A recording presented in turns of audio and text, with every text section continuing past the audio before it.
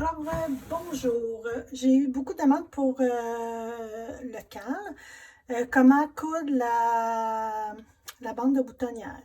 Donc, je vous ai fait un mini chandail ici pour essayer de bien vous expliquer. Puis, je vais coudre avec le fil vert sur la couleur là, contrastante pour que vous soyez capable de voir. Donc, ici, j'ai ma bande de côte avec mes mailles jersey pour venir cacher.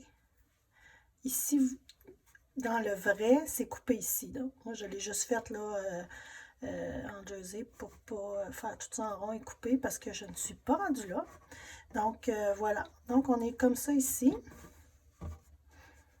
Donc, le but est bien sûr, vous pourriez toujours, là, à la vapeur, venir aplatir votre tricot. Ça serait encore plus facile. Donc, le but, c'est que ça vienne donner quelque chose comme ça, puis toujours droit, là, qu'on vienne juste cacher la bande de boutonnière. Là, moi, j'ai fait 5 mailles au lieu de 7, là, fait que c'est pour ça que ça fait pas très large, mais on y va comme ça. Donc, mon chandail, finalement, quand je le plie, après que je l'ai coupé, il doit être égal, là. On veut pas voir comme de choses, tu sais, comme ça, puis comme ça, là. Je sais pas si vous voyez un petit peu, là, mais je dois toujours avoir la même maille qui va faire face à mon tricot, comme ça. Si c'est plus facile pour vous, vous pouvez toujours le faufiler, ça peut aider grandement par la suite. Donc voilà, et j'ai mon stick ici, mon bout coupé qui est en dessous. Comme ça. Donc on vient coudre cette partie-là ici. Dans le patron, je ne vois pas de place où elle dit de venir coudre ici, mais si je coupe pas là, le stick va sortir. En tout cas, je ne sais pas si j'ai manqué un bout, là, mais donc, on va venir faire une couture ici, puis moi, je vous conseille de venir faire aussi, là, de venir taquer cette partie-là aussi pour que votre bande de boutonnière soit vraiment attachée à votre chandail, parce que sinon, ça va ouvrir comme ça. Ça ne sera pas très joli. Donc, on va y commencer par ça ici. Alors, j'ai mon fil, je suis tournée, tout bien placé. Le but quand on fait une couture, c'est que notre fil ne paraisse pas. Là, on coud sur l'envers, donc on ne veut pas que notre fil paraisse sur l'endroit, même s'il est de la même couleur. Bon, moi, j'ai fait exprès, là, j'ai pris vert pour que vous voyez un peu plus qu'est-ce que je fais, mais ça ne paraît pas quand même. Fait que vous voyez, là, j'en ai cousu ici, puis il n'y a rien qui paraît. Donc, on va juste, c'est très simple, on va alterner, pas une maille, mais un point ici, un point là, un point ici, un point là. Donc, j'espère que vous allez bien voir, pour le côté du chandail, finalement, on va venir prendre juste un brin, une petite bédaine de point, un petit bump là, de point de jersey en vert. Donc, je vais prendre ça ici, puis je viens tout de suite prendre en dessous des deux petits V comme ça.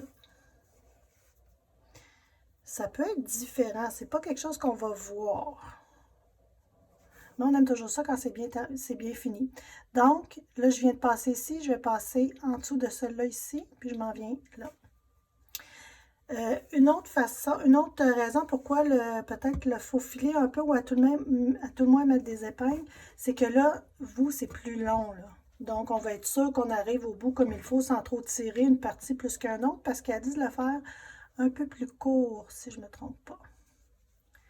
Donc là, on voit que ça ici, c'est cousu.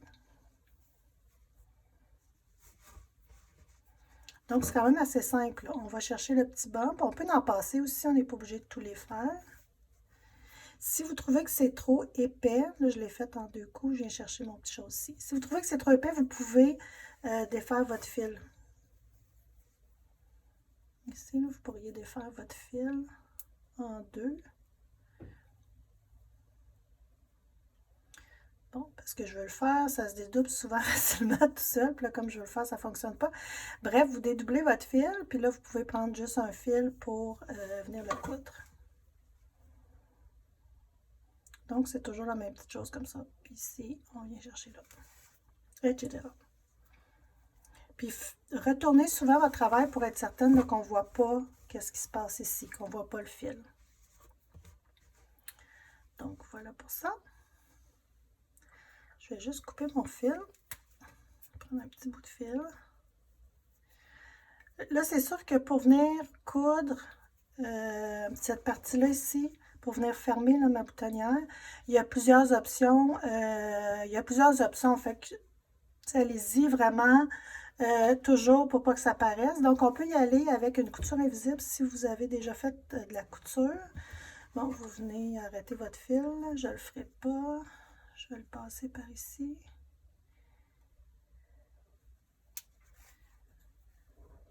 Comme ça. Fait que le but, c'est de venir vraiment chercher la maille en dessous.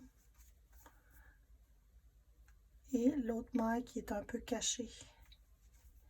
Oups, j'ai défini mon affaire. Puis n'oubliez pas, ça va de la même couleur.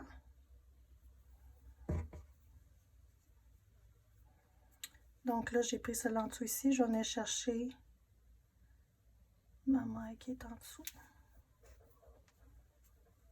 Là, j'ai mal pris mon fil. Attendez. Je vais vous montrer ça vite, puis ça marche pas toujours.